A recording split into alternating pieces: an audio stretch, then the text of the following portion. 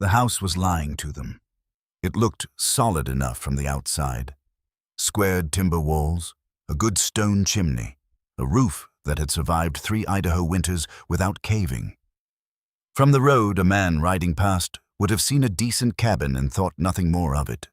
But Ezra Voss had stopped trusting appearances the way other men stopped trusting bad horses, quietly, completely, and without drama. He woke at 3 in the morning on the 14th of November, 1879, and lay still in the dark for a moment before he understood what had pulled him out of sleep. Not a sound, not movement, something simpler than both. His own breath was visible, not faintly, not the way breath sometimes misted on a cold morning near a window. He could see it clearly in the darkness above him, a pale cloud forming and dissolving with every exhale, as though he were sleeping outside rather than inside 4 walls with a fire banked in the iron stove 6 feet away. Ezra sat up slowly. Cinder was awake too. The old hound lay on the floor beside the bed, but she had moved since midnight. He could tell by the sound of her shifting, by the small grunt she made when she settled. She had been in 3 different spots since he fell asleep. He had heard each one without fully waking. And now she lay pressed against the base of the far wall, her nose tucked under her tail, turning herself into the smallest possible shape against the coldest surface available to her. Dogs understood warmth the way men understood debt. Instinctively, urgently, without needing to be taught twice, Ezra stood and crossed to the wall in his socks. He pressed his palm flat against the timber and held it there. The cold moved through his hand in seconds. Not the passive cold of stone in winter, something more active than that. He could feel air moving behind the wood, threading through gaps invisible to the eye, carrying the November night straight through the wall and into the room where his wife was sleeping. He stood there for a long time. June had not moved. She lay with 2 quilts pulled to her chin. Her dark hair spread across the pillow, her breathing slow and even. She slept the way she did everything, with a kind of deliberate focus, committing to it fully, not wasting the effort. He watched her for a moment. Then he walked to the stove, crouched down, and opened the iron door. The fire was barely alive. Orange coals pushed against each other in the dark belly of the stove, still producing heat, still doing their job. The wood he had loaded before bed should have lasted until dawn. It nearly had. But the room temperature told a different story. The stove was working, and the room was still cold enough that his breath hung visible in the dark. The house was eating the heat faster than the fire could make it. Ezra closed the stove door softly.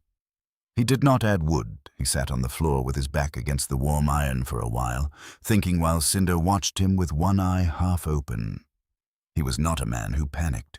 He had learned long ago, standing behind an anvil in weather that bent lesser men sideways, that panic was simply energy pointed in the wrong direction.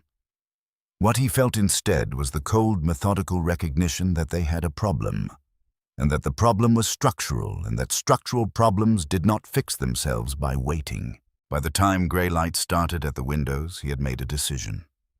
He had not told June yet. He would need to think about how. Ironwood Creek in November 1879 was a town that had already given up on itself once and was still deciding whether to try again. The silver vein that had built it had played out 3 years earlier, leaving behind a population of men who had come for one thing and stayed because leaving required more energy than staying. The railroad survey had come through, made hopeful noises, and departed without laying a single tie. Timber had been the next dream, and timber had been modest enough to keep the town breathing without ever making it thrive. What kept Ironwood Creek running now, what actually moved goods from one set of hands to another, was credit. And credit in Ironwood Creek meant one man. Silas Pruitt had arrived 8 years earlier, with a wagon, a ledger, and a particular kind of patience that men with less of it often mistook for generosity. He had opened his supply warehouse at the edge of the main road and extended reasonable terms to everyone who needed them, which in a town like Ironwood Creek was nearly everyone. He charged fair interest. He never raised his voice. He kept his books with a precision that a territorial judge would have admired. He had also, over the course of 8 years, become the invisible architecture of the place. Families owed him for flour and salt and lamp oil, Ranchers owed him for seed and rope and winter feed. Men who had borrowed against a promising claim now found the claim dry and the debt still standing. Silas held those debts the way a rancher held a brand, patiently, with the full expectation that everything bearing the mark eventually returned to him. Ezra Voss owed Silas Pruitt nothing, not a cent, not a favor. This was not an accident. Ezra had arrived in Ironwood Creek 6 years earlier, with his tools, his dog, a horse that had since gone lame and been retired, and June, who had come 3 months after him once he had built something worth arriving to. He had set up a forge at the east end of town and run it on the simple principle that a man who paid his bills the same week they arrived would never need to borrow against next week. It had meant lean winters sometimes. It had meant doing without things that other men acquired easily because they were willing to accept Silas Pruitt's reasonable terms. But Ezra Voss understood systems.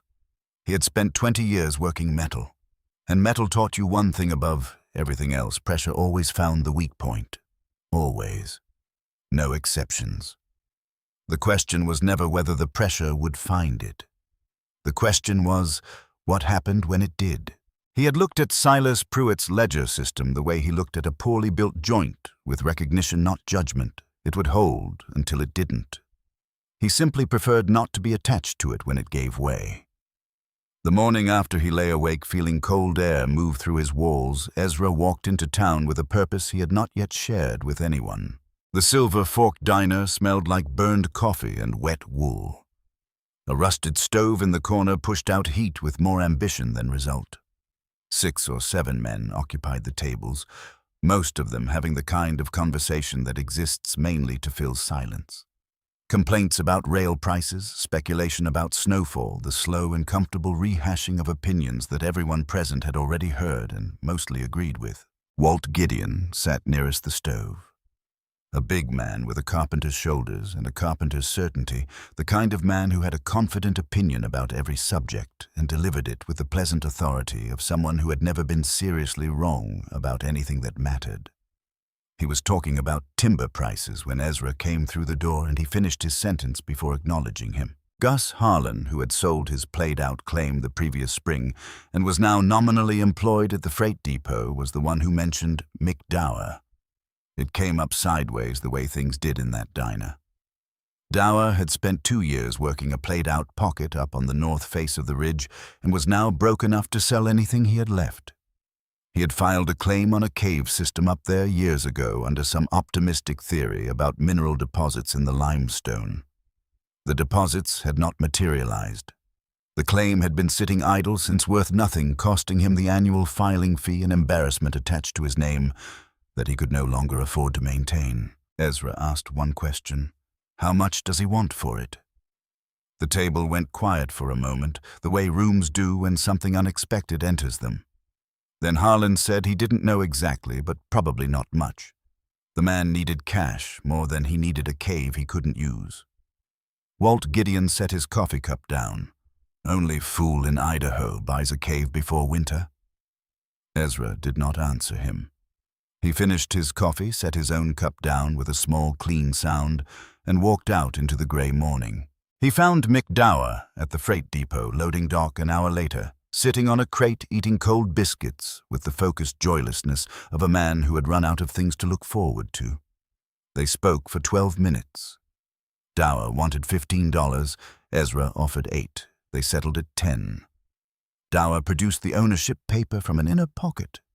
It was soft at the folds and stained at one corner with something that might have been coffee, and Ezra signed his name at the bottom with a borrowed pencil. He folded the paper once and put it in his coat pocket. Then something happened that he had not anticipated. A hand touched his elbow before he reached the door. He turned. Silas Pruitt stood behind him, hat in hand, coat brushed clean despite the November mud outside. He was a compact man, unhurried in all his movements, with pale, careful eyes that took in information the way a surveyor took in landscape methodically, without revealing what conclusions he was reaching. He had apparently been at the back of the freight depot. He had apparently heard the transaction. He smiled in the way men smile when they want to appear friendly, while doing something that is not friendly. He said he hoped Ezra would not take offense, but he wondered whether Ezra had fully considered the practical difficulties of the property he had just acquired. He said he had some interest in the North Ridge himself. Mineral exploration, nothing definite yet, and he would be willing to take the claim off Ezra's hands immediately for $40. A substantial profit on a 10-minute investment. No risk, quick return. Ezra looked at him for a moment, then he said no. Silas Pruitt's expression did not change in any dramatic way. He nodded pleasantly, said of course, said to let him know if Ezra changed his mind, and walked out of the freight depot ahead of him. June had been waiting outside. She had not been following him. She had come to town for flour and had arrived at the freight depot at the wrong moment, or possibly the right one. She had stood by the door while Silas spoke and while Ezra declined. She had heard the offer. She had heard the refusal. She said nothing until they were out of earshot of the building. Then she asked him quietly why a man like Silas Pruitt wanted a worthless cave on the North Ridge badly enough to offer 4 times what it had just sold for. Ezra said he wasn't sure yet. She looked at him sideways. That look meant she was thinking, and that she had more to say, and that she was deciding whether this was the moment to say it. It was a look he had learned to read over 9 years of marriage, the way he had learned to read heat in iron, by watching it closely and by knowing that whatever came next mattered. She let it go. For now. That evening, Ezra took an oil lamp and walked up the north face in the last usable hour of light cinder ahead of him on the trail. The path was steep and unmarked, just a suggestion of passage through dry pine needles and loose stone.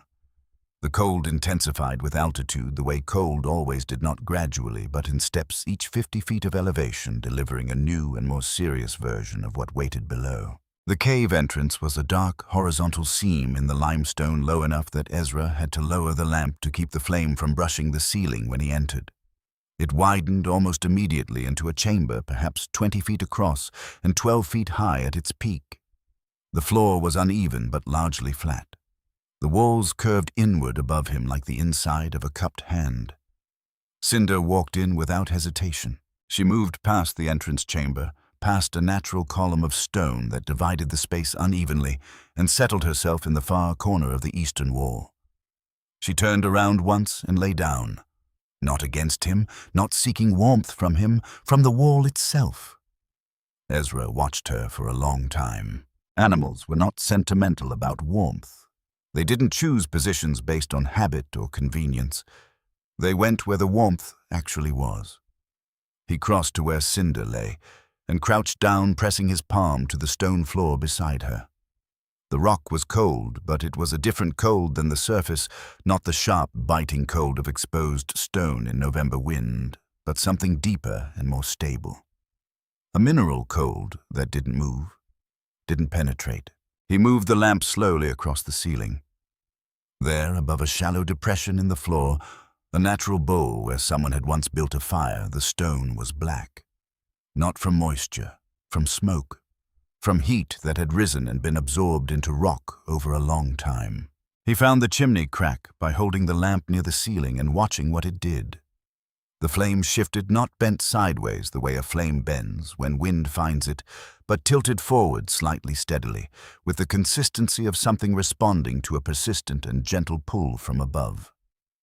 The mountain was drawing air upward through a crack he couldn't see, but could feel working. He found the drainage trench running along the eastern wall, a natural channel that carried moisture toward a lower seam near the entrance.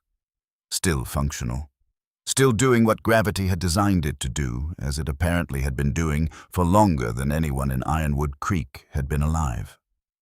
He found the long, flat shelf of stone along the northern wall, smooth from centuries of slow erosion, wide enough to sleep on if a man raised it off the cold floor. And then he found the knife marks. They were in the deepest part of the chamber, where the cave narrowed toward a second passage that went back into darkness beyond the reach of his lamp. Vertical lines in groups scratched into the limestone with deliberate care. Not the casual scratching of boredom or the territorial marking of passing travelers. Each line had been made with attention. Each group was separate, counted, arranged in the specific pattern of a man keeping track of weeks. He brought the lamp close and studied them. Someone had kept time here. Someone had sat in this cave in the dark and cold of some previous winter and marked each passing week on the wall. There were dozens of marks. More than a full winter's worth. He counted the groups, carefully running his fingertip along each line without touching the stone. More than 11 weeks. Someone had stayed here and had survived and had needed the marks to do it. Ezra sat back on his heels and looked at them for a long time. Then he picked up his lamp and walked back out into the cold November night and stood at the cave entrance looking down at the lights of Ironwood Creek below, and understood that he had purchased something more significant than the deed said. The next morning brought Fletcher Oakes. Ezra heard him before he saw him, the particular sound of an old man who has spent decades on uneven ground, a deliberate and unhurried footfall that tested each surface before committing weight to it. Fletcher Oakes was 70 years old and had the aspect of a man who had been reduced by experience until only the essential parts remained weathered. Skin-careful eyes, hands that still knew exactly what they were doing, even when the rest of him had slowed considerably. He appeared at the cave entrance carrying a bundle of dry juniper wood, which he set down outside without ceremony. He looked at Ezra. He looked at Cinder, who had abandoned her post by the eastern wall long enough to smell the old man's boots. He looked at the lamp still burning on the stone shelf inside the cave. Ezra asked him if the marks on the wall were his. Fletcher said they were. He said the winter of 1867, when he was working a copper claim 3 ridges north, the camp had been destroyed in a November storm so sudden and complete that by the time the men understood what was happening, there was no longer anywhere safe to go. He had made it to this cave with nothing but what he was wearing and a small knife. The others had not made it to anything. He had stayed 11 weeks. He had marked each week on the wall because the alternative was losing track of time entirely. And he had learned in that winter that a man who lost track of time lost something more important than the ability to count. He lost the sense that time was still moving forward, that it was still going somewhere, that on the other side of the cold there was something worth surviving toward.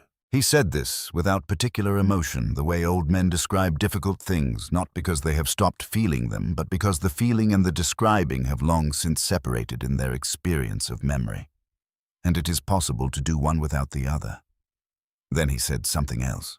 He said Ezra had found the right cave possibly for the right reasons, and that the important thing to understand about that particular cave, the thing that had made it survivable when other shelter was not, was that it protected warmth rather than simply trapping heat. The distinction, he said, was everything. Most structures try to generate enough heat to overpower the cold. This cave had a different relationship with temperature. It absorbed heat slowly, held it in the stone, and released it gradually over many hours. A large fire here would fight the draft and lose. A small fire sustained would teach the rock what to remember. He showed Ezra where to position the fire, not in the center of the chamber, but offset toward the western wall, where the natural draft carried smoke upward toward the chimney crack, without letting it pool below the breathing level.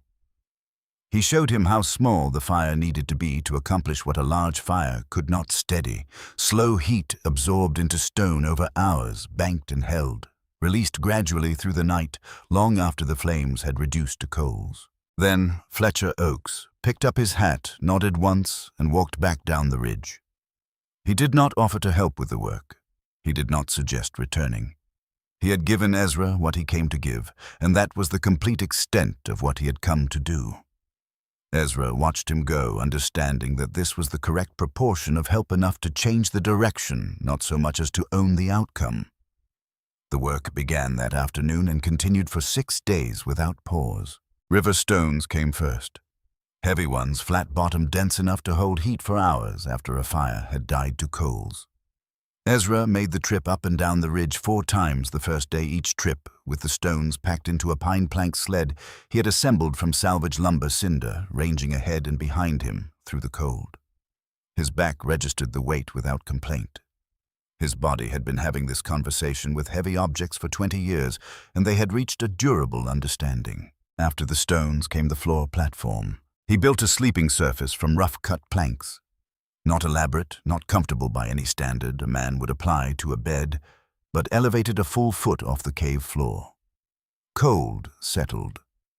It sank to the lowest available point and pooled there with a patience that was almost purposeful. A man sleeping on the ground gave that cold a direct path to his body through 8 hours of contact. Raised the sleeping surface, and the cold had to work against gravity to reach it, climb through air that was warming as it rose, arrive diminished. He widened the drainage trench with a pickaxe until meltwater ran cleanly toward the lower seam without pooling in the chamber. He hung 2 layers of cracked canvas across the entrance on timber poles set into the cave floor, leaving a deliberate gap between them not to exclude wind entirely, which no canvas could accomplish against an Idaho norther, but to break the wind's coherence to make it slow down and lose its organized force before it reached the main chamber. What arrived at the inner curtain would be cold air, but disorganized cold air. Cold air without direction was manageable. On the 3rd day of work, June came. She did not announce herself. She appeared at the cave entrance in the late afternoon, wearing her heavy coat and the wool scarf she had mended 3 times because she refused to replace something that still served its purpose. She stood in the entrance for a moment, looking at what he had built. Then she walked in, set down the canvas sack she was carrying, which contained, he discovered, lamp oil and 2 boxes of dry matches wrapped in waxed cloth, and began helping without discussion. She patched feed sacks for insulation along the lower wall. She hung spare blankets along the driest section of stone. She counted the lamp oil jars twice each evening and arranged them in order of fullness on the flat shelf so that the most depleted ones would be used first without requiring a decision in the dark. She worked with the same focused economy she brought to everything, and she did not ask him questions he couldn't answer yet. On the 4th evening, while Cinder slept by the eastern wall and the lamp cast its steady light across the stone ceiling, Un sat beside him in the near silence of the cave and told him something she had been carrying for several weeks. In October, without telling him, she had borrowed $8 from Silas Pruitt to buy an extra cord of wood for the cabin. The terms had seemed straightforward at the time. She had not read the interest structure as carefully as she should have. By the time she understood what she had signed, the $8 had become $23, and Silas Pruitt had a line in his ledger with her name attached to it. She told him this, looking straight ahead, not at him. Her voice held the particular flatness of someone who has rehearsed a difficult thing and is now simply delivering it because the postponing has become heavier than the telling. She said she had borrowed it because she hadn't believed the cave would work. She said she had thought they needed a practical solution and that the cave had seemed at the time like the opposite of a practical solution. Ezra was quiet. He sat with what she had said for a long moment, turning it over. The way he turned over a piece of work at the forge, not to judge it, but to understand its shape completely before deciding what it required. Then he stood up and built a fire. The smallest fire he had made, yet barely more than a sustained candle in its proportions, fed with careful attention and left to work on the stones for 4 hours, while neither of them spoke, and the cave held them both in its particular patient dark. At the end of 4 hours, when the fire had burned down to a deep bed of coals that glowed orange in the dimness, Ezra took June's hand and held it against the largest of the river stones positioned beside the fire pit. The stone was warm, not hot. Not the aggressive heat of something burning. A deep, steady, reliable warmth that came from inside the rock itself that had nothing to do with the fire anymore, because the fire was nearly out. The rock had received the heat and was now sharing it slowly, the way a good neighbor shares what he has, without drama, without keeping account of the exchange. June held her hand against the stone for a long time. Something in her shifted a tension he had not fully recognized she was carrying. It had been present so long, it had become simply part of how she held herself, releasing in a way that was almost audible in the silence of the cave. She did not say what she was thinking. She didn't need to. He had been married to this woman for 9 years, and he could read the language of her silences as well as he could read spoken words, sometimes better. She looked at the cave differently after that evening. Not like a mistake that had to be defended. Not like desperation wearing the costume of purpose. Like something that might actually do what it was meant to do. The first real fire test happened 2 days later, and it went wrong immediately. Ezra had been working gradually toward a larger fire to properly heat the stones for maximum retention, and he misjudged the relationship between flame size and draft capacity. The fire climbed too high too fast, and the smoke changed behavior, rolling back down across the ceiling in thick black waves that had no interest in finding the chimney crack and every intention of filling the breathing space below. Cinder was on her feet before Ezra fully understood what was happening. She did not bark. She pressed herself against June's legs from the left side, a firm and continuous pressure that was not panic but purpose, moving June steadily toward the entrance with the focused efficiency of an animal that has assessed a situation and arrived at a conclusion and is now implementing it. It was not the behavior of a frightened dog. It was the behavior of a dog doing a job she had apparently decided was hers. Ezra killed the fire with dirt and boot heels and what water remained in the closest bucket. The cave went dark except for the lamp. He stood in the smoke-scented dark and breathed through his sleeve until the air cleared, and then he sat down on the stone floor and looked at the cold ash pile where the fire had been. Outside, Walt Gideon and 2 other men from town were passing along the lower trail. They had seen the black smoke issuing from the cave entrance, and their laughter carried up the slope clearly in the cold air. Not vicious laughter particularly. Just the comfortable laughter of men watching someone else's plan demonstrate its flaws from a safe distance. Ezra sat at the entrance and watched them until they passed.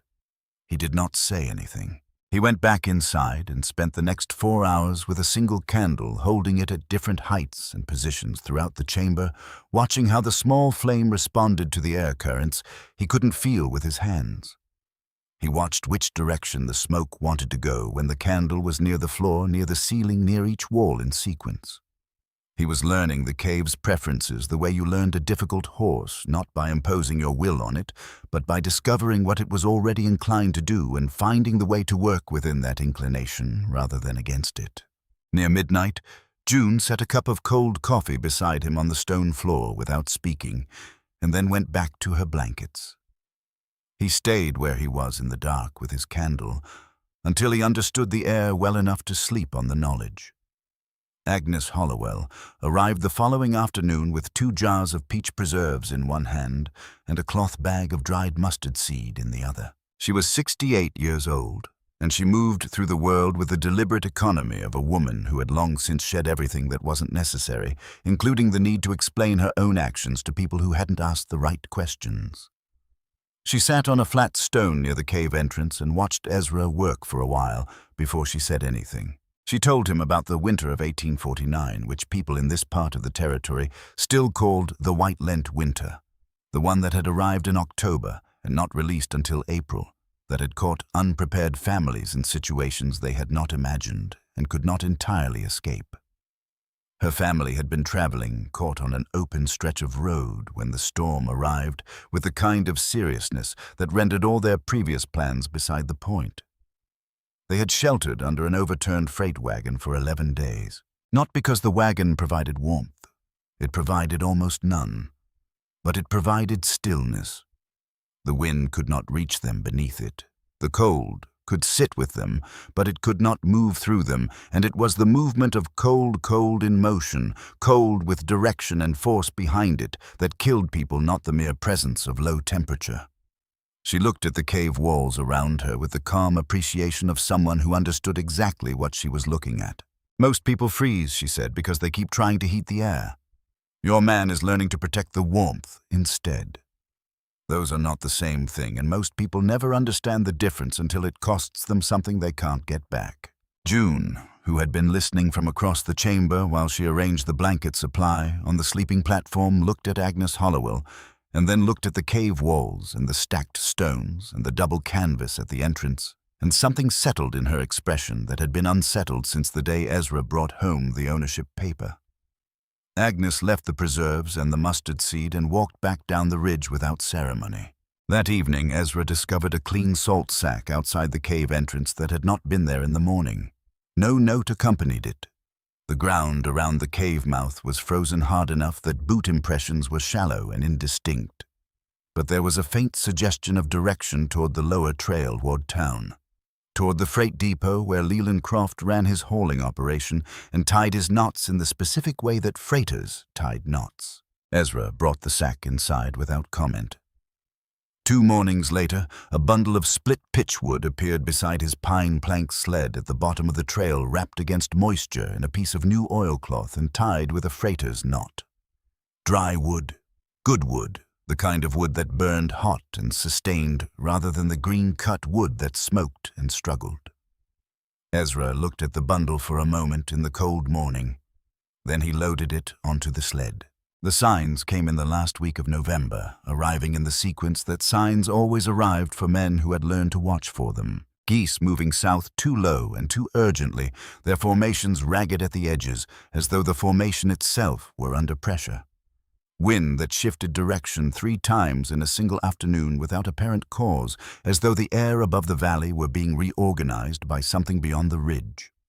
Fine powder snow suspended in air that was otherwise clear, not falling exactly, but present, drifting without the commitment of an actual snowfall, as though the sky were conducting a preliminary measurement of conditions. And Cinder, who had settled into a routine of sleeping progressively closer to the cave entrance as the weather had moderated slightly in previous days, returned without explanation to the eastern wall and pressed herself against the stone there, and did not move from it. Ezra spent a morning reading these things. Then he went down into town. The Silver Fork Diner was mid-morning full, in the way it was always mid-morning full in cold weather men who had completed the urgent outdoor work of early morning and were filling the gap before the afternoon required them again. Walt Gideon near the stove. Harlan at the counter. 3 or 4 others whose coffee cups were more important to them at that moment than any conversation happening around them. Silas Pruitt sat at a back table with a folded newspaper, reading with the careful attention of a man who makes a discipline of being informed. Ezra came through the door and stood near the entrance. He did not remove his coat. He did not move toward the counter. He said what he had come to say plainly and without preamble. Double your wood before Sunday. The room did the thing rooms do when something arrives that doesn't fit the existing temperature of the conversation, not silence, but a particular quality of attention that exists underneath the continued small sounds of spoons and cups and the stovepipe ticking with heat. Walt Gideon set his cup down and looked at Ezra with the expression of a man who recognizes an opportunity for a certain kind of humor and considers it his obligation to take it. You hiding from winter underground now. Ezra pulled on one glove, then the other. His eyes moved briefly to the frosted windows at the front of the diner, to the sky visible beyond them in the north, which had taken on a color he did not like, not dark, not dramatic, but a flat pewter tone that sat on the horizon with the settled patience of something that had already decided what it was going to do. He said one more word. Wind. He walked back out into the gray morning without looking behind him. At the back table, Silas Pruitt folded his newspaper before Ezra had finished his second sentence. He stood, left his coffee half finished, something that no one in the Silver Fork Diner had ever observed him do before, and walked out through the rear door. He walked directly and without hesitation to his warehouse. The men at the front tables watched Ezra's back disappear through the door and said various things to each other about caves and cold and the particular kind of determination that afflicted men who spent too much time alone on ridge lines. They said these things with the comfortable confidence of people who expect the world to continue behaving the way it always has, right up until the moment it doesn't. Walt Gideon said something that made the table laugh. Nobody noticed that Silas Pruitt had already been gone for 2 minutes. Up on the north ridge, the cave entrance waited in the cold, dark, and narrow, unimpressive by every measure that Ironwood Creek used to measure things. The river stones inside held their patient warmth. The draft moved correctly toward the chimney crack when the fire was properly positioned. The double canvas at the entrance hung still in the pre-storm calm. June Voss stood at the cave entrance as the gray afternoon deepened toward evening, looking down at the valley below. She could see the warehouse roof at the edge of the main road, solid and well-maintained, and exactly what it appeared to be from a distance. She looked at it for a while. Then she turned and went inside, where the fire was small, and the stones were warm, and the dog was pressed against the eastern wall, and she pulled the inner canvas closed behind her against the coming dark. She did not look back at the valley. She had stopped needing to. The blue norther did not announce itself with snow. It announced itself with pressure. Ezra felt it first as a tightening he could not locate somewhere between his ears and the back of his jaw. The kind of sensation a man notices before he can name it, the way a room's quality changes before you identify what sound has left it. He was positioning the last of the river stones along the sleeping platform when it happened, and he went still with a stone in each hand and simply waited to understand what his body was already telling him. The lamp flame moved without cause, not the sideways lean of a flame in a draught, not the agitated flickering of a flame near an opening. Something more fundamental. The flame tilted forward and held there steadily, as if the air itself had decided to flow in a direction it had not been flowing before, and the fire had no choice but to acknowledge the change. It was the movement of a flame responding to pressure differential rather than wind, and it meant something different than wind meant. Cinder was on her feet before the flame finished its adjustment. She stood at the center of the cave chamber with her head up and her body rigid. Not the posture of a dog that has heard something, but the posture of a dog that has felt something. Something without sound, yet something that existed as a change in the quality of the world, pressing against her from outside the mountain. Her ears rotated independently once each, and then she walked with deliberate unhurriedness to the eastern wall and pressed herself against the stone there. She did not look at Ezra. She did not need to. June was sitting near the lamp with a needle and a feed sack, and she lowered both and looked at the dog, and then at the lamp flame, and then at her husband, and her face held exactly what neither of them put into words. Then the mountain heard it. The sound came from above and to the north, from somewhere beyond the ridgeline, and it was not wind, the way wind normally sounded in the pines or along the rock faces. It was larger and denser than that. It carried the quality of something structural in motion, the way deep underground sounds different from surface sound when you understand that what you're hearing is not just noise, but mass reorganizing itself across a significant distance. A deep, concussive roar that traveled across the top of the ridge and arrived at the cave entrance as a wall of compressed air that drove the outer canvas inward with a sound like a rifle shot.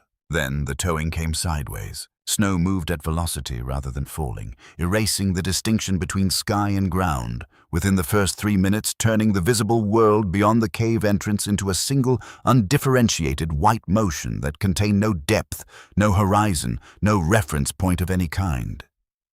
Ezra stood at the canvas and looked out for 10 seconds.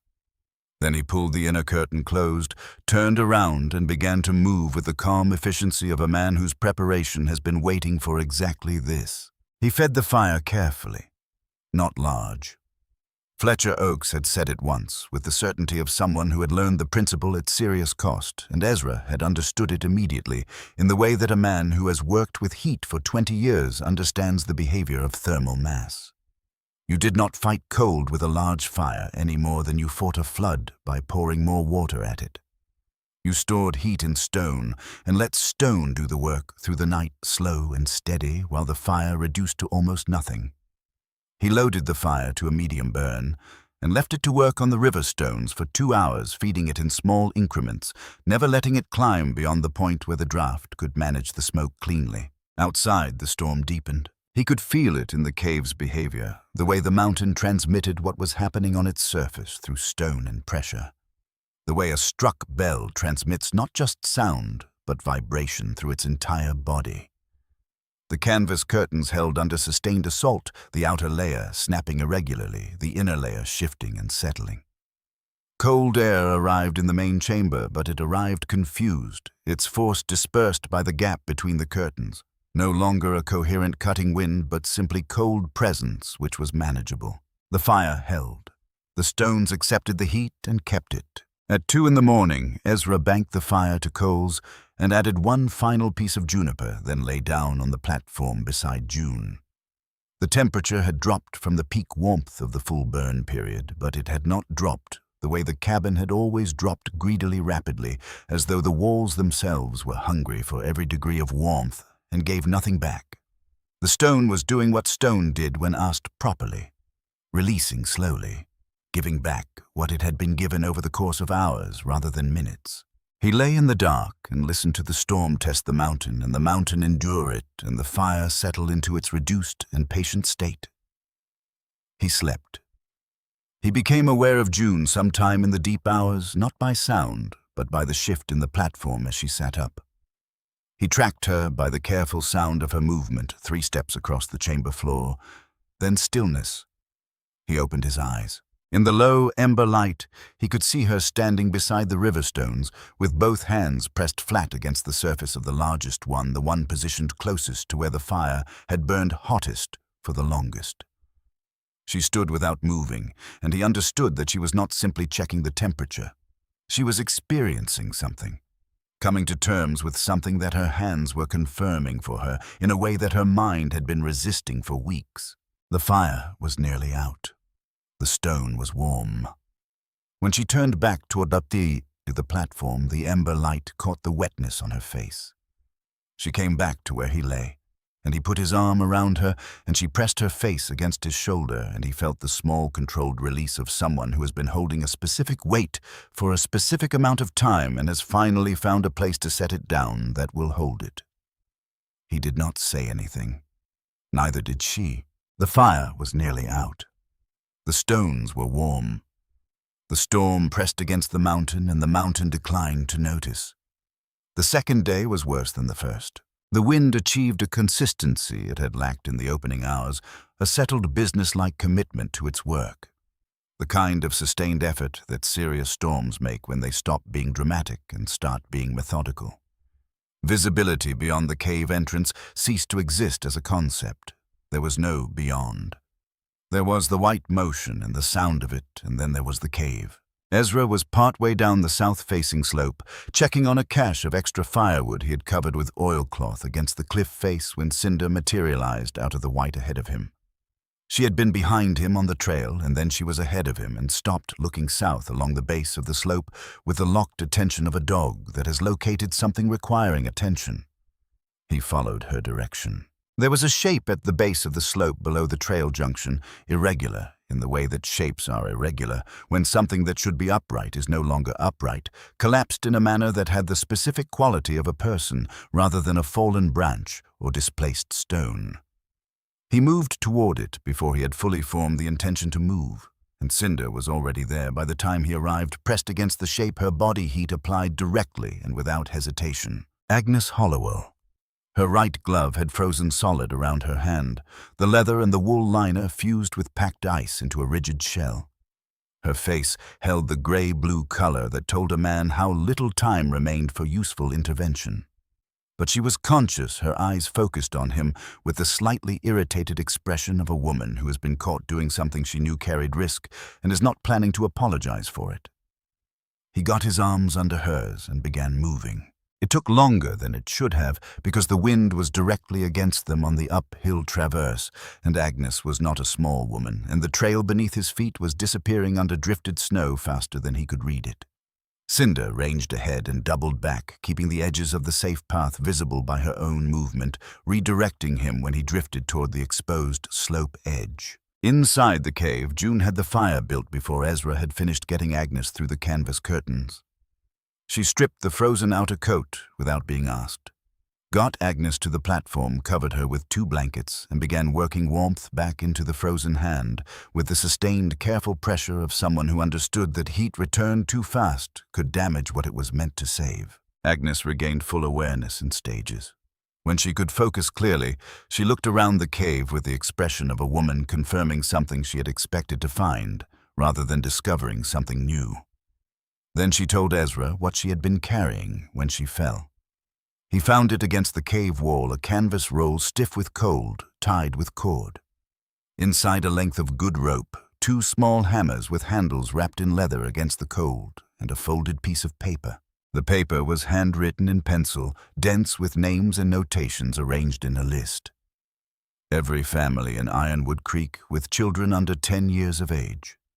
Every widow and widower living alone. Every household that Agnes Hollowell, in 68 years of watching the same community accumulate its particular texture of need and silence, had identified as a place where a bad winter could become permanent. She had not climbed a ridge in a blizzard to ask for help. She had climbed it to bring Ezra a map of who needed it, and she had done this before, thinking to bring anything for herself. He looked at the list for a long time. Then he folded it and put it in his coat pocket beside the ownership paper for the cave. By the fourth night, 6 people occupied the cave. Leland Croft arrived just past midnight, coming through the canvas with a sound like a man who has been moving through something that actively resisted him and has arrived on the other side by will, rather than by any remaining physical reserve. He was carrying his daughter against his chest beneath his coat, wrapped in what had been 2 quilts before the wind had worked on them for however many hours it had taken him to come up the ridge from the valley. Bess Croft was 8 years old, and when Ezra unwrapped her, her lips held the pale blue of early ice, and her eyes were closed, and her breathing was shallow, but present, the breathing of a child who has directed everything she had toward the single essential task of continuing. June took the child without being asked. She laid Bess near the hottest stones and covered her with the best blanket from the platform and sat beside her with one hand resting lightly on her back, monitoring each breath with the focused attention of a woman who has decided that this specific breathing is her responsibility until further notice. Leland Croft stood in the middle of the chamber and looked around him.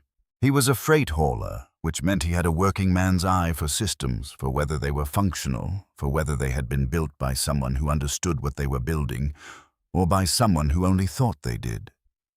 He looked at the food shelves, elevated above the floor on flat stones so that ground moisture could not reach them.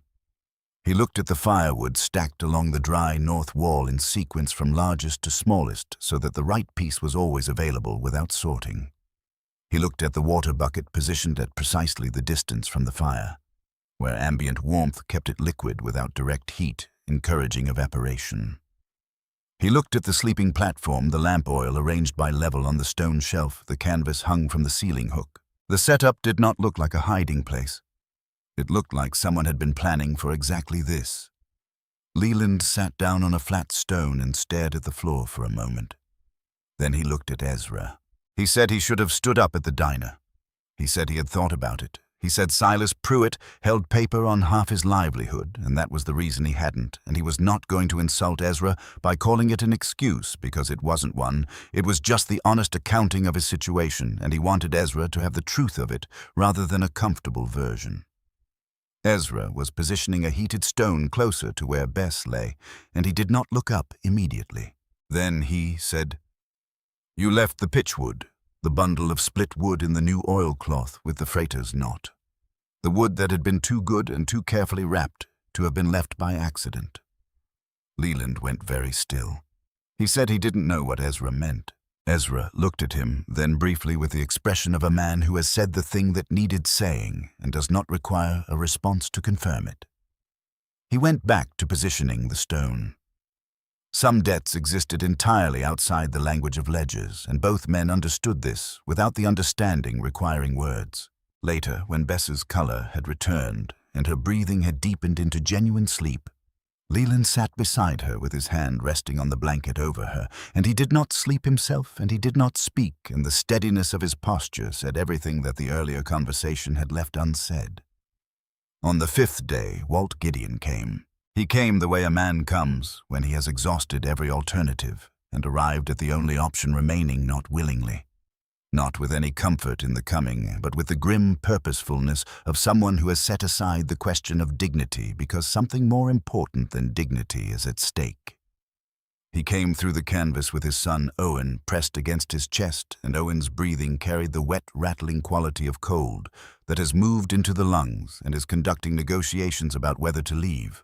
Walt Gideon was a large man, dense with accumulated physical work, and he filled the cave entrance when he came through it. He brought the storm in with him briefly, a blast of cold and driven snow that made every lamp and candle in the chamber respond before the inner canvas settled back. He stood in the cave entrance and took in what was in front of him. The air was dry, warm in the way that had nothing to do with a large fire, not the aggressive, uneven warmth of too much fuel, burning too fast, the kind that scorched one side of you while the other stayed cold. It was even, distributed, present in every part of the space without effort or announcement. The fire burning in the pit was small, smaller than Walt would have thought adequate for a space this size in weather like this. And yet the cave was warmer than his cabin had been at any point in the past 5 days, running a full stove. He stood and looked at this for a moment longer than he intended to. Then he looked at Ezra. He said, "I laughed at this place." His voice was stripped of its usual texture. The laughter had been easy at the diner. Easy in the way things are easy when you are warm and comfortable and the person you are laughing at is not present to complicate the simplicity of it. Standing in the cave with Owen's labored breathing against his shoulder, the laughter had become something different in his memory. It had taken on weight, and the weight had been accumulating for 5 days. Ezra nodded once, nothing else. No speech, no forgiveness extended or withheld. Just acknowledgement of what had been said received cleanly and set aside as settled. He helped Walt get Owen to the platform. June repositioned the heated stones before Owen was fully settled. Cinder rose from her place against the eastern wall and crossed the chamber and lay down against Owen's back without command or prompting, pressing her warmth against the child with the matter-of-fact directness of an animal that has identified a need and has the means to address it. Owen's eyes opened once. He looked at the dog against him and at the cave ceiling above and closed his eyes again, and his breathing was slightly less labored than it had been when he arrived. Walt sat beside his son and did not speak for a long time. Sometime near what Ezra judged to be 2 in the morning, he became aware of a sound from the far corner of the cave that was not the wind and not the fire. He lay still and listened until he was certain of what he was hearing. Walt Gideon, sitting against the wall with his son asleep against his leg, had covered his face with one large rough hand and was doing the thing that men do when they believe they cannot be seen and the weight of something has finally exceeded what they can hold in silence. Not loud, not dramatic. A shaking that was more felt than heard, the private collapse of a certainty that had been structural, had been load-bearing for a long time. Ezra looked at the cave ceiling. He did not move or speak. A man's dignity in a hard moment was worth protecting, and the most serious form of that protection was the absence of witness. He let the moment pass without acknowledging it, which was the only way to honor it correctly. The 6th day brought Dex Briggs, who had not come by preference. The north wall of his cabin had given way on the 3rd night of the storm. A section of the timber frame, inadequately chinked, had buckled under the combination of wind pressure and ice load accumulation, leaving a gap that made the interior of the cabin functionally equivalent to the exterior, which was not survivable. He came with his son, Tommy, and what remained of his supplies, which was less than a man would want to arrive with. Dex was built for physical work, broad and solid, through the shoulders, with the physical confidence that had probably served him well in most situations he had encountered, and would not serve him well in this one. He settled into the cave with the uncomfortable posture of a large man in a space that had not been designed around his preferences. The food became the problem on the evening of the 6th day. Ezra measured portions the same way he had been measuring them since the cave began filling equal shares. No exceptions, no adjustments for size or occupation or volume of prior complaints. The system was not comfortable. It was sustainable, which was the only standard that mattered when the alternative to sustainability was something none of them could afford. Dex looked at his tin cup and the portion of pinto beans in it, and then at his own hands, and then at the other people in the cave, and made a calculation that he stated plainly. He was bigger than most people in the cave. He did harder physical work than most people in the cave. The portion in his cup was designed for someone smaller, and this seemed to him like something that should be addressed. He stood up. Walt Gideon moved before Ezra did not fast, not with any aggressive intent, but with the solid purposefulness of a large man placing himself between a situation and the direction it was heading. He did not raise his hands. He did not raise his voice. He simply occupied the space that had been available and made it unavailable, and he held that position with the calm of a man who has worked beside other large men long enough to know exactly what a shifted weight distribution precedes. From the far corner near the eastern wall, Fletcher Oakes spoke. Fletcher had come down from the ridge on the 4th day, when the upper trail had become impassable for a man of 70, and he had occupied his corner of the cave with the minimal footprint of someone accustomed to taking up as little space as possible in confined circumstances. He had spoken fewer than 30 words since arriving. He said, "I watched two men in Wyoming kill each other over a sack of dried beans in the winter of '63. Neither one was wrong about being hungry. Both were wrong about what the other man's death was going to accomplish." The cave held that in the silence that followed it. Then Tommy Briggs spoke. He was 12 years old, and he had been sitting against the wall with his untouched cup in his hands. And he had been watching his father with an expression that Ezra recognized, the expression of a child who has reached the age where he can see a parent clearly, and what he sees does not entirely match what he had previously believed was there. And the gap between the belief and the reality is wide enough to produce shame. He said, "Dad." "Stop." 2 words. Said quietly without theater by a 12-year-old boy who had decided that his father's behavior was his to address. Dex Briggs looked at his son. He looked at the expression on his son's face. He stood for one more moment, and then he sat back down, and he picked up his cup, and he ate what was in it. After that, Tommy moved his bedroll to the other side of the cave and settled near Owen and Bess, and did not return to his father's side that evening. Dex did not ask him to come back. He sat with his cup and the dying portion of his pride, and said nothing more for the rest of the night. On the night of the 6th day, 3 slow knocks came against the outer timber post beside the canvas curtain. Careful knocking, 3 measured beats with an even interval between them. The knocking of someone who knows they are not expected and is asking rather than demanding entry. Ezra opened the canvas. Clara Pruitt stood in the storm with a flour sack over one shoulder and 2 glass jars wrapped tight against her body inside her coat to keep them from freezing. She was 24 years old, and she had her father's pale, careful eyes and her father's compact build, and one side of her face had gone nearly numb, the skin tight and bloodless along her left cheekbone in the way that told a man she had been in the wind longer than was prudent. Cinder stepped back from the entrance, not away, sideways, making room. Several people in the cave noticed and said nothing, but the nothing had a quality to it. Clara came inside.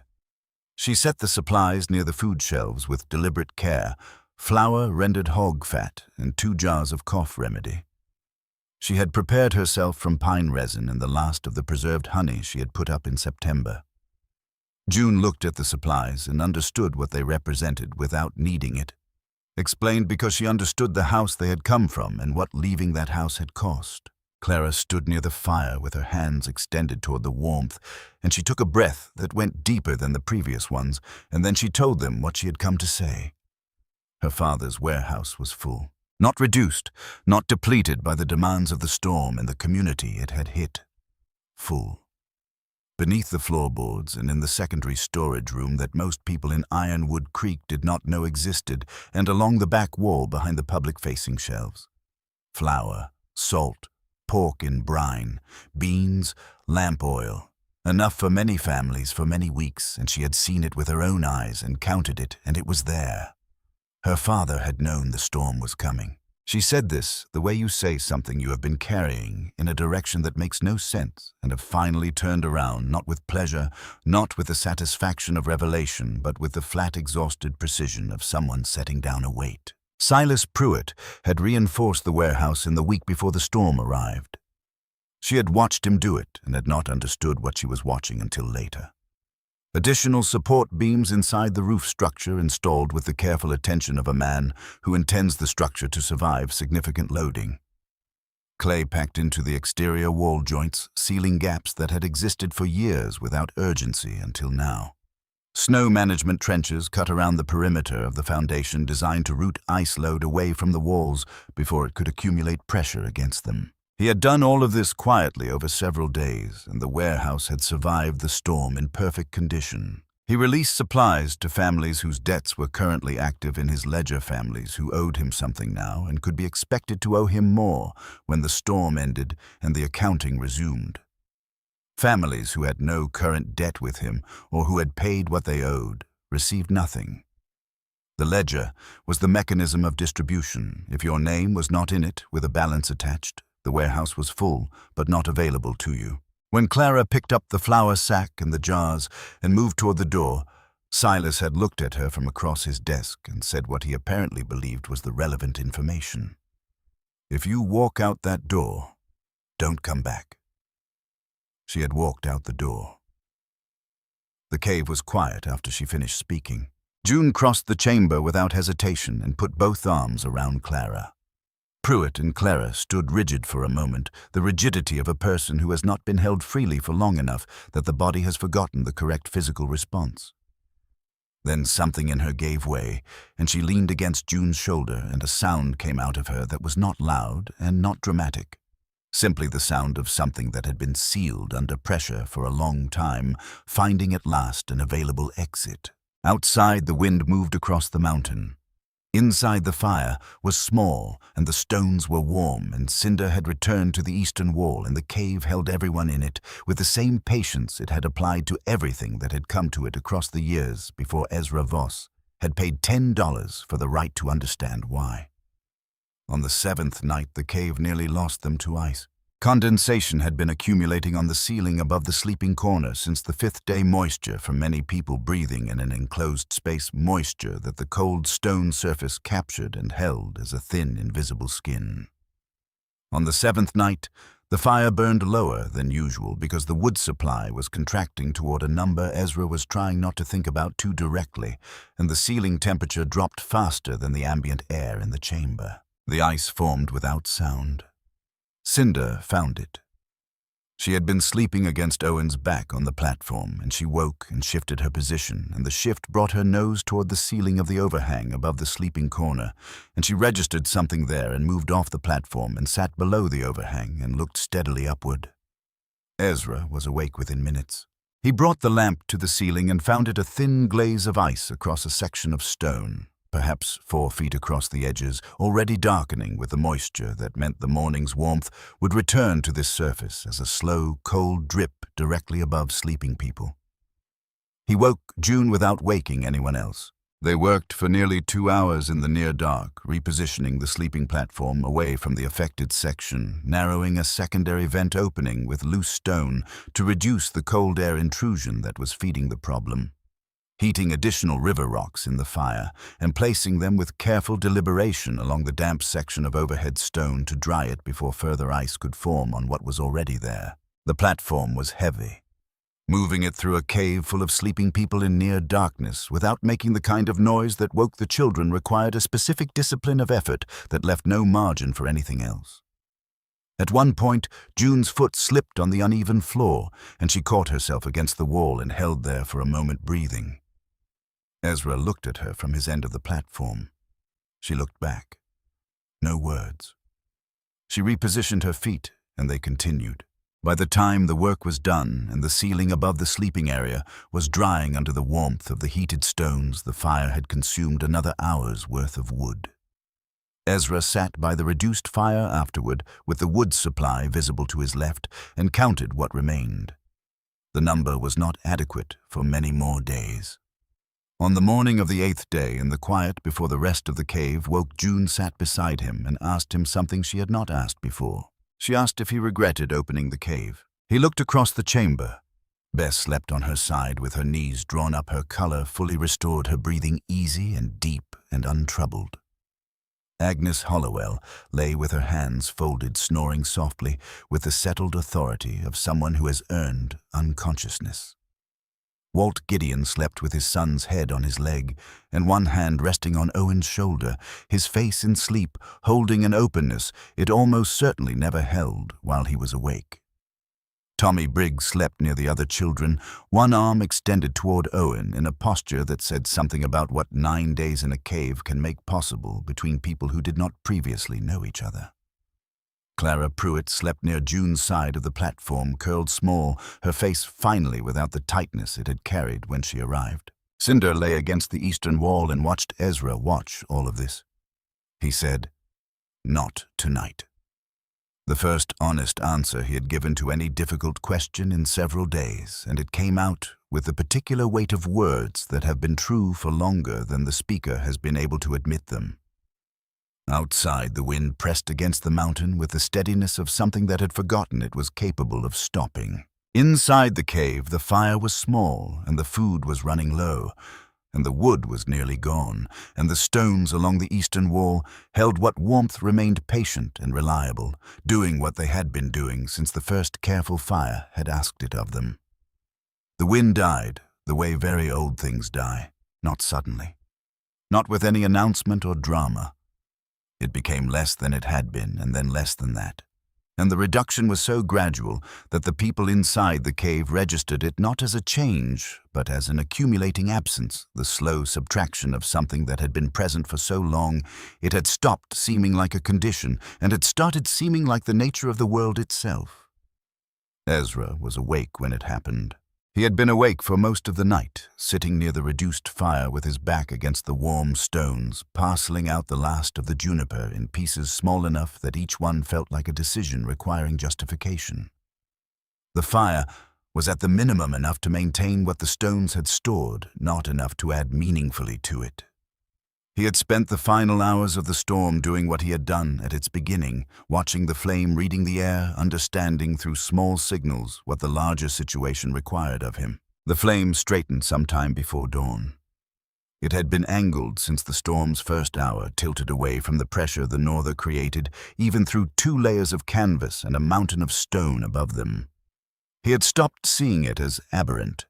It had simply become the way flames looked, the default posture of fire during this particular stretch of time. When it moved back to vertical, he almost missed the change because he had stopped expecting it. He watched the flame stand straight for 10 minutes without moving. Then he got up and went to the canvas and pulled it aside. The cold that entered was still serious cold, the bone-deep cold of a landscape that has been under a polar system for 9 days and has not begun its recovery. But it was still cold, standing cold. Cold that was simply present in the air without the driven urgency of the past 9 days. Cold that was not going anywhere in particular with any particular force. He stepped outside, white in every direction and completely silent. The storm had rearranged the mountain. The trail down the ridge had been absorbed into a uniform surface of packed snow that gave no indication a path had ever existed beneath it. Trees along the lower tree line had been altered, several pines down under ice load, leaving gaps in the familiar silhouette. The valley below was visible in the pre-dawn gray for the first time since the norther arrived, and what was visible had been worked over by something that did not negotiate. He could see Ironwood Creek from the ridge. He could see the roof lines, or what remained of them. He stood and looked at the town for a long time in the cold and the quiet, and what he felt was not satisfaction and not grief, but the specific gravity of a man who has been right about something he would have genuinely preferred to be wrong about. He went back inside and fed the fire with the last of the juniper and the remaining pieces of Leland Croft's pitchwood, which burned hotter than the juniper and would serve to get the stones back to a temperature worth waking for, and then he sat in his position and waited for the cave to find its way to morning on its own schedule. Agnes Hollowell was first, as she had been every morning since she arrived.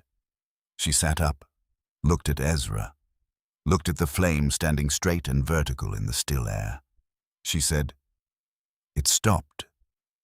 He said, "Yes." She nodded, receiving the information as a confirmation of something she had been monitoring, and began folding her blankets with the careful, deliberate motions of someone who respects borrowed things. The others woke in sequence over the following hour. The children, first Bess, then Owen, then Tommy, with the resilient alertness of young bodies that process crisis during sleep and emerge ready to proceed without requiring a transitional period. The adults, more slowly carrying the accumulated weight of 9 days of compressed awareness, needing time to understand that the particular quality of the silence around them was not a temporary condition but a permanent change in the state of things. Walt Gideon sat up and listened for a full minute before his face changed.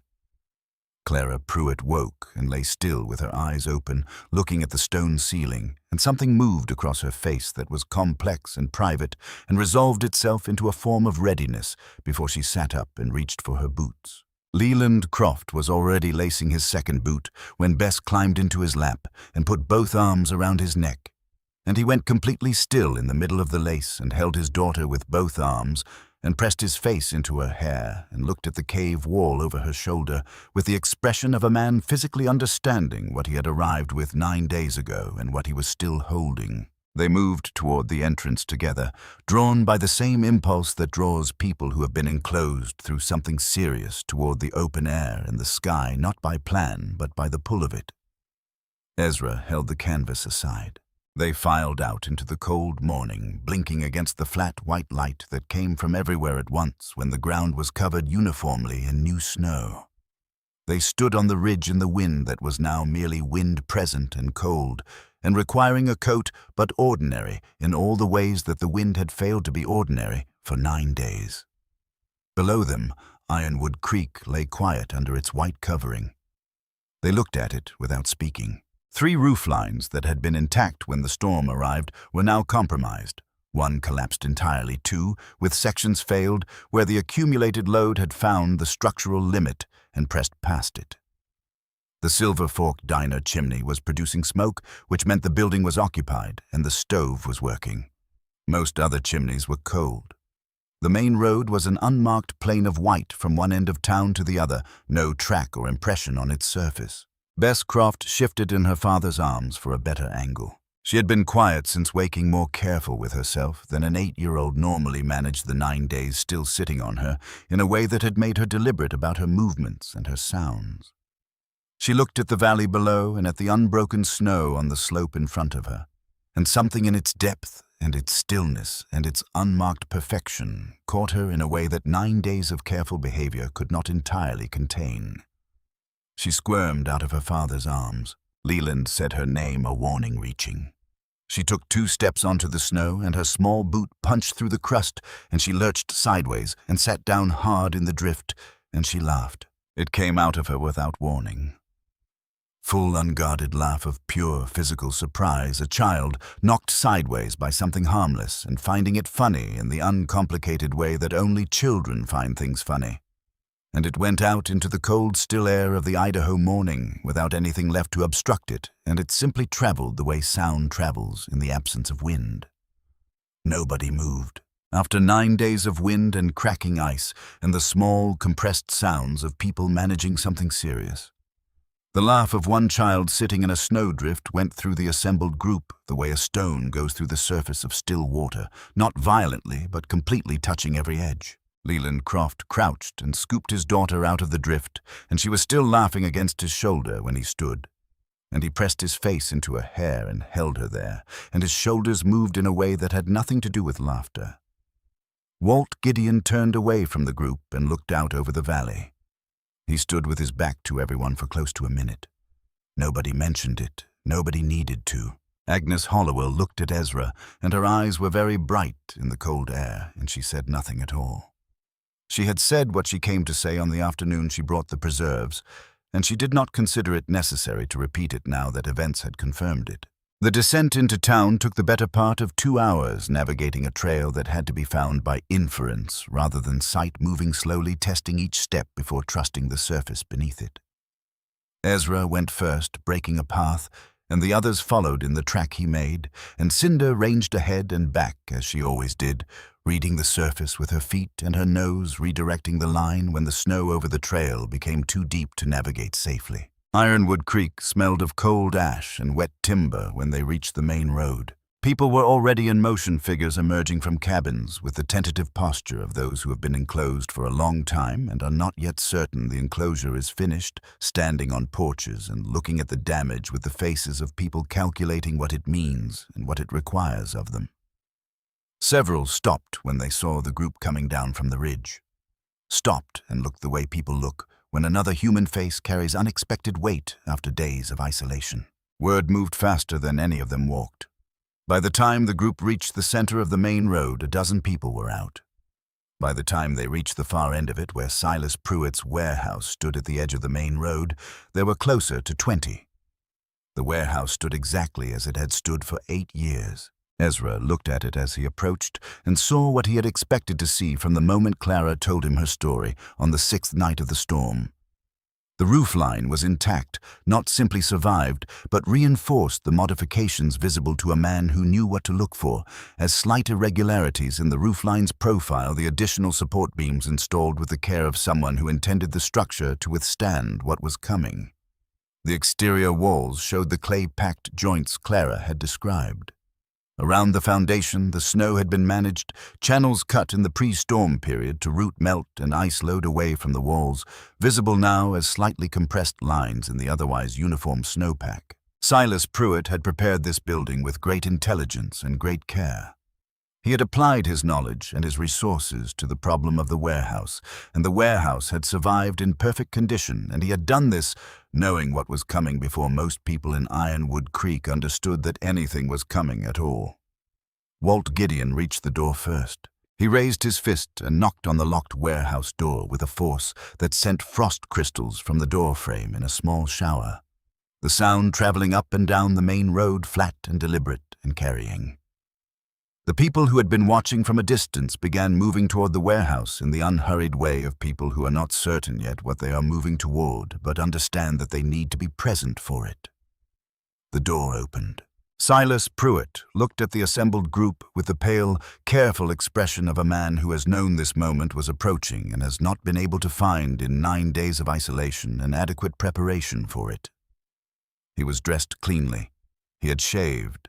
He maintained the aspect of a man who had kept his routines through the storm, preserved the ordinary structure of his own life inside a building stocked with more than enough of everything, while the town around him had done what it had been required to do.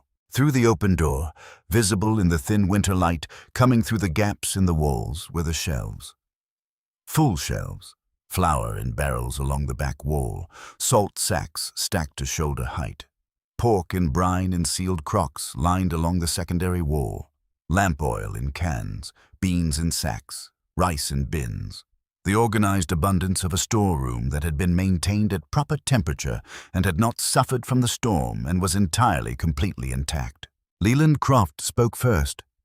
He said it without theater, in the voice of a man who has reduced a statement to only the words it actually requires. He said, "You let people starve." Silas looked at him. He looked at the group assembled on the road in front of his warehouse.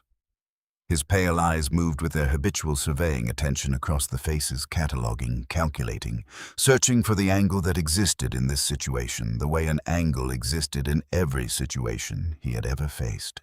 He said he had protected what was his. He said it without apology and without the theatrical coldness of someone performing villainy.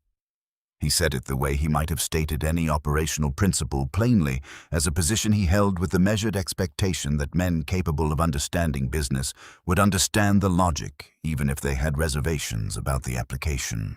The warehouse was his property. The supplies were his inventory. He had maintained his stock and extended credit to families in need throughout the storm, and he had managed his business with the discipline that 8 years of managing it had taught him was necessary. His voice, Ezra noted, was not quite the voice he normally used. Slightly elevated in pitch. Slightly more constructed in its phrasing, as though each sentence required more internal effort than sentences normally required from him.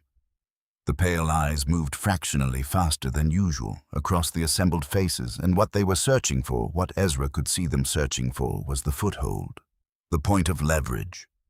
The angle from which Silas Pruitt could apply the particular kind of pressure he had been applying to this town for 8 years.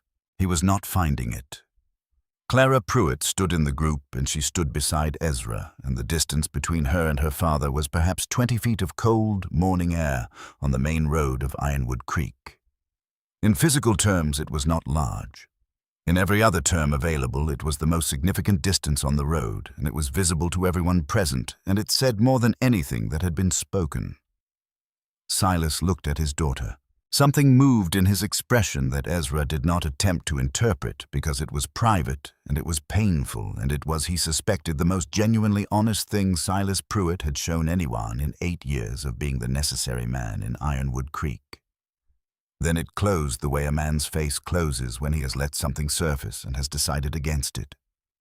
Ezra stepped forward. He was not a man who made speeches and had never wanted to be.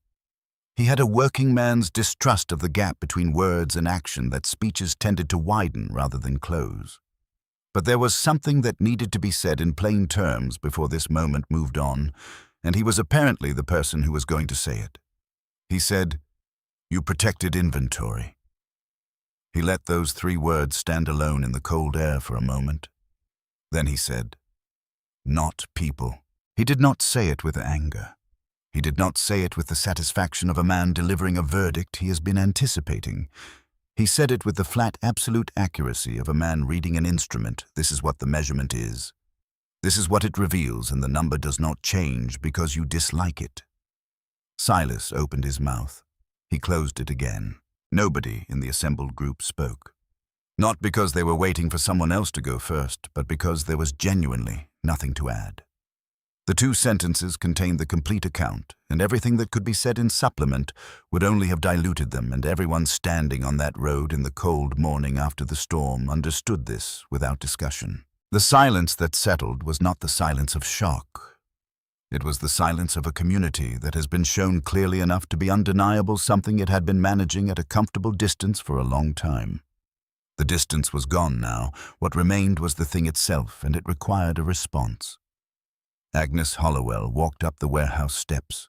She walked past Silas Pruitt without looking at him into the building and began pulling flour sacks from the shelves. She handed the first one to Tommy Briggs, who was standing at the bottom of the steps, and took it without a word and turned and carried it toward the road. Agnes turned back to the shelves. Silas watched this. He did not stop it. He stepped aside. Then he stepped outside entirely and stood on the steps of his warehouse in the cold morning and watched the community of Ironwood Creek begin redistributing his inventory with the organized calm of people who have made a decision and no longer require his participation in it. The town meeting happened 3 days later in the Silver Fork Diner, which was the only public building with a functional heating arrangement and enough floor space for the relevant population. It was not a dramatic meeting. The drama had already occurred and been settled by the weight of events. What remained was the practical work of formalizing what the storm had already decided. The vote on Silas Pruitt's exclusive distribution license was not close. The territorial trading license that gave him sole distribution rights in the Ironwood Creek supply zone was suspended by a margin that made it feel less like a judgment and more like a mathematical result, the kind of outcome that emerges when enough people apply honest arithmetic to an honest situation. The license was not permanently revoked.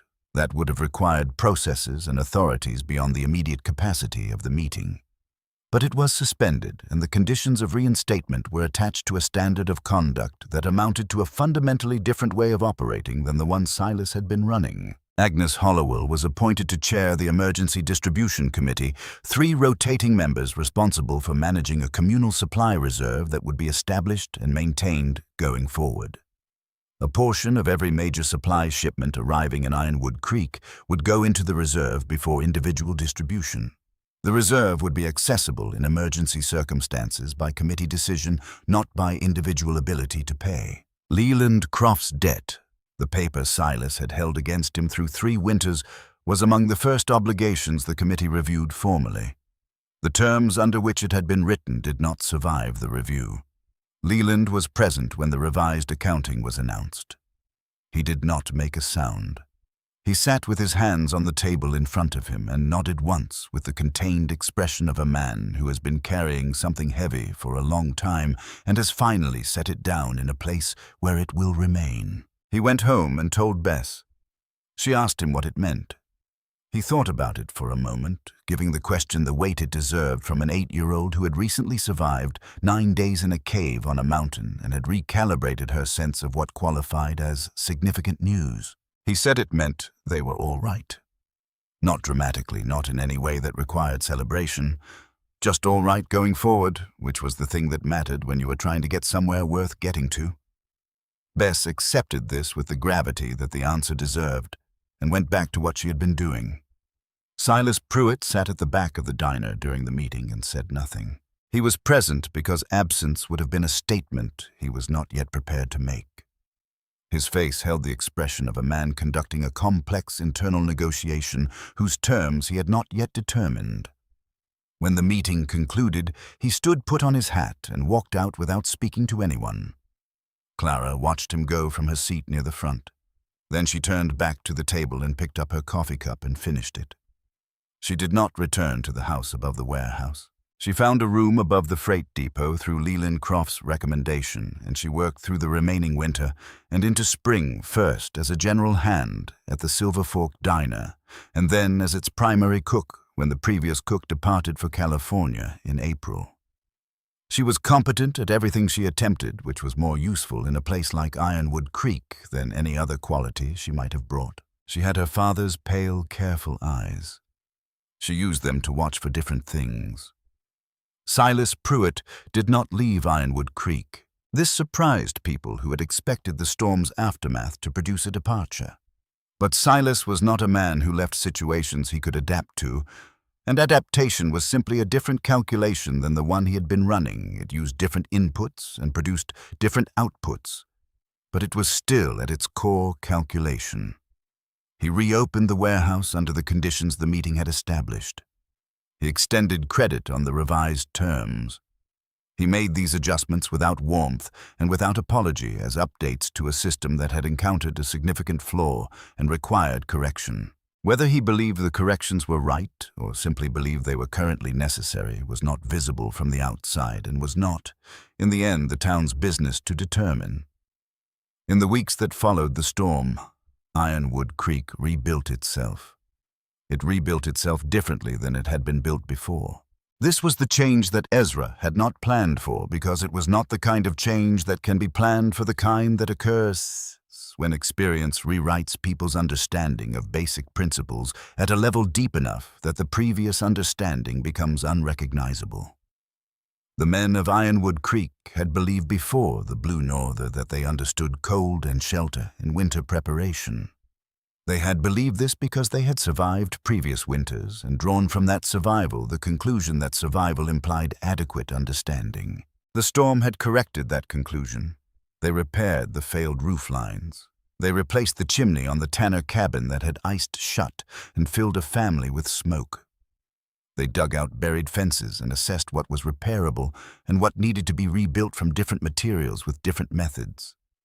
But they did these things differently than they had done such work before. They packed earth against the exterior bases of their cabin walls. Ezra's suggestion demonstrated on his own forge building first, so that others could see the result before deciding whether the effort was justified. They repositioned stoves where the existing draft configuration allowed better combustion with less fuel. They raised sleeping surfaces in 4 cabins where the ground floor cold had been the primary problem. They cut vent channels in the snow around their buildings before the snow became ice and began exerting pressure on the walls from outside. Canvas curtains appeared behind front doors throughout the valley. Nobody organized this. Nobody announced it. Walt Gideon installed the first one in his own house the week after the storm, working alone on a Saturday morning, and when Leland Croft asked him about it in passing, Walt described what he had observed in the cave about the relationship between wind coherence and temperature penetration, and Leland made his own curtain the following week, and it spread from there the way practical knowledge spreads in communities of working people, demonstrated, observed, adopted, requiring no authority beyond the evidence of its own function. Ezra moved through this transformation without commentary. He answered questions when asked. He showed rather than told wherever showing was more efficient. He declined credit when people offered it, not from false modesty, but from the practical recognition that credit created imbalance, and imbalance created the conditions for a new version of what Silas Pruitt had been. Spring arrived on the ridge slowly. Snow melt began in late March, as a sound before it was a sight, the deep mountain silence acquiring a rhythm of drips water, resuming the journey interrupted in November, picking up where it had left off with no apparent awareness that anything of significance had occurred in the interval. The upper crack in the cave ceiling began transmitting light again in mid-April, a thin blade of blue-gray that moved across the chamber floor in a long, slow arc through the morning hours. The first direct connection between the cave's interior and the sky above it, since the storm had sealed everything away. Ezra noticed the light on the morning of the 14th of April, 1880. He stood in it for a moment in the thin, warm stripe it made on the cave floor and looked up at the crack through which it came and felt on his upturned face the warmth of a sun that was doing actual work on the world below it. Not the pale, insufficient warmth of winter sun, but the real warmth of a season that had arrived and meant to stay. He went into the deepest chamber alone that afternoon, carrying a lantern he did not strictly need. He brought it out of habit and out of respect. Respect for the dark that persisted back here regardless of season, the accumulated dark of stone that had been unchanged since before anyone in the territory had thought to give the place a name. He set the lantern on the flat shelf near the entrance to the narrow passage and stood before Fletcher Oak's wall. The marks were exactly as they had been. Dozens of vertical lines in their careful groupings, the record of an old man's survival through 11 weeks of a winter that should have been final. Ezra looked at them with the full attention they deserved at the care. In each line, the deliberate pressure of a hand maintaining its grip on time.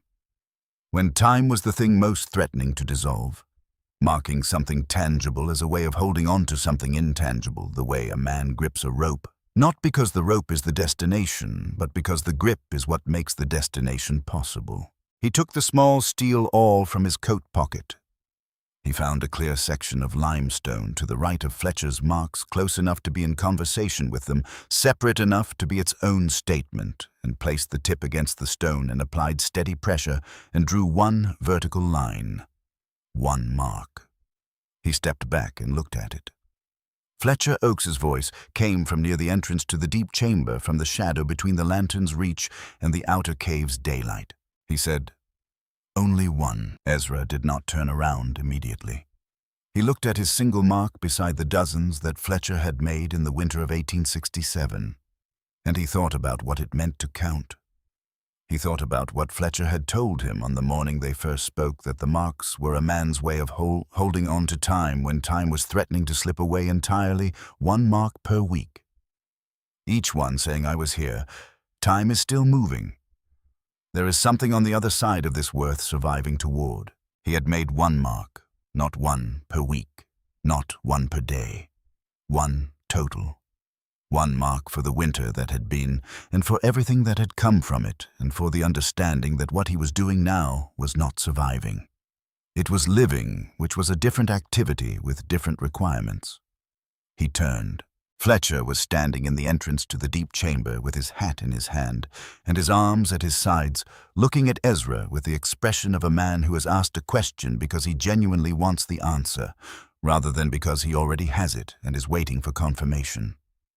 Ezra walked past him toward the outer chamber and the cave entrance and the light. Outside, the ridge was in full transition.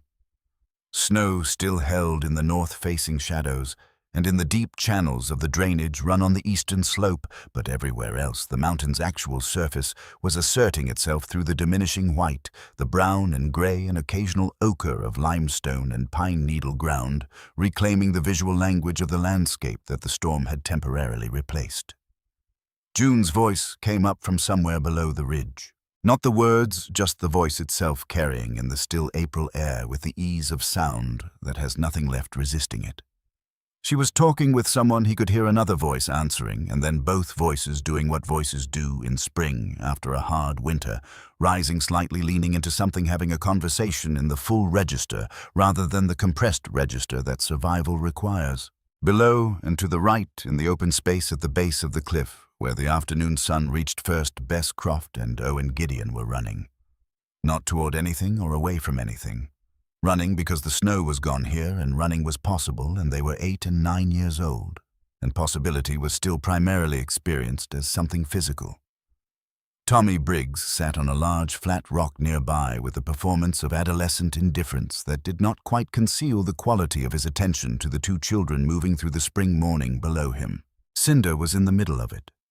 She was moving through the same space as the children in her own way, her gray muzzle at knee-height on them as she passed her pace, unhurried and completely committed. She was not working. She was not positioning herself between a threat and someone who needed protecting. She was not reading the perimeter or assessing the ground for problems. She was simply outside in April, in the warmth of a sun that had returned in a field where the snow had finally given back the grass. She passed Tommy Briggs' rock, and he reached down and ruffled her ears without looking at her, the gesture of a boy who does not want to be seen being affectionate with a dog, and is not yet old enough to fully conceal that the affection is there, and Cinder accepted it without breaking stride and continued into the morning. Fletcher came and stood beside Ezra at the cave entrance. They stood together without speaking, watching the valley resume itself below, watching the people in it do the things that people do when a crisis has passed and the ordinary has become available again. Not with the sharp-edged awareness of people who know what they have been given back, but with the comfortable inattention of people who are simply in a moment without needing to account for it. After a while, Fletcher said only one. "I want to understand that." Ezra kept his eyes on the valley. He said, "You made one mark for every week you needed to survive. Every mark was about getting through to the next one." He paused long enough that the pause was part of the answer. Then he said, "I'm not counting weeks anymore." Fletcher was quiet for a long moment. Then he made a sound that was not quite a word, that existed somewhere between acknowledgement and something more personal than acknowledgement, the sound of a man receiving an answer that arrives somewhere he did not expect. From below the ridge, June laughed at something in the conversation she was having, and the sound carried up through the April air with the full, easy quality of a laugh that has nothing left to protect itself from. June appeared at the bottom of the trail a few minutes later, coming up toward the cave entrance with the unhurried pace of someone who has nowhere she needs to be other than where she's going. She had been talking with Agnes Hollowell, who was visible further down the slope, moving toward the valley at her own deliberate speed. June reached the cave entrance and stood beside Ezra, and looked out at what he had been looking at, the valley. The town, the people moving in it, the repaired roof lines, the road with figures on it, going about the business of a Wednesday in April. She did not ask what he was thinking. They had been together long enough that she knew when thinking was happening and when it was finished, and when it was the kind that benefited from company rather than solitude. She stood beside him and looked at the same view and was simply present in it with him, which was its own form of conversation. After a while, she put her hand on the cave wall beside the entrance. Ezra put his hand on the wall beside hers. The stone was warm. Not the deep stored warmth of river rocks that had spent a winter absorbing carefully managed fire, the warmth he had built into this cave over 6 days of work, and that the cave had spent over 9 days of storm keeping people alive. That warmth was spent given out for the purpose it had been gathered for.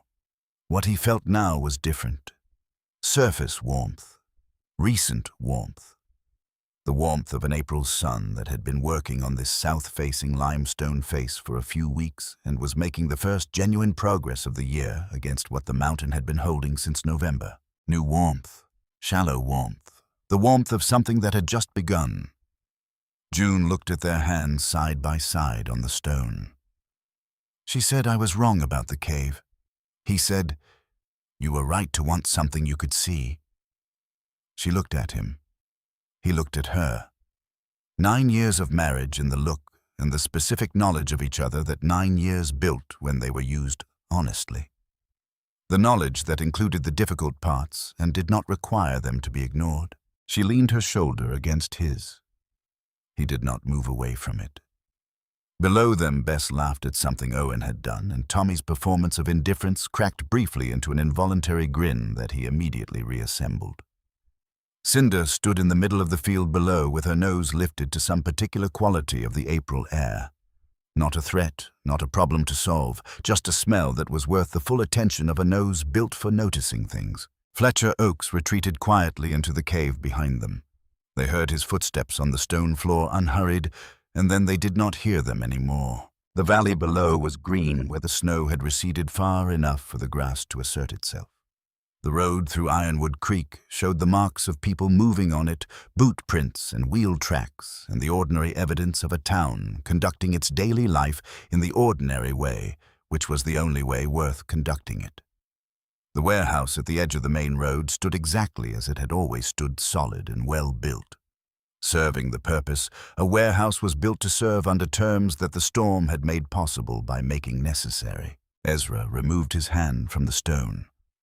The warmth remained in the limestone for a moment after his hand left it, and then the April air took it slowly without urgency, the way the April air was taking everything that winter had held and was now releasing. He looked at the cave entrance behind them, the dark horizontal seam in the limestone that had cost $10 and a handshake that a bankrupt miner had carried in his inside pocket for years, waiting for someone to want it, that the whole of Ironwood Creek had agreed was worth laughing at until the night it was the only warm room in the valley.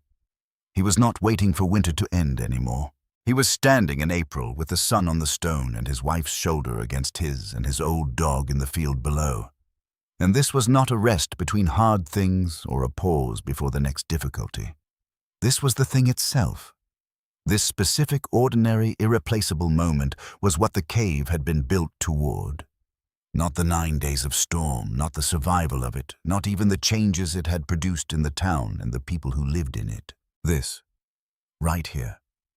The stone warm under the April sun and the valley alive below, and Bess Croft laughing in a field because she was 8 years old and the snow was gone, and there was nothing in the world requiring her to be anything other than exactly where she was. Ezra Voss walked down from the ridge into the spring morning, and June walked beside him, and the cave entrance stood open above them in the limestone cliff as they descended.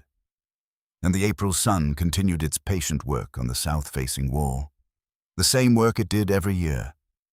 At this time, the same work it would do next year and the year after, warming what the winter had cooled, doing what warmth does when it is given the time and the surface it requires, doing its work slowly and without hurry, the way all the best things work.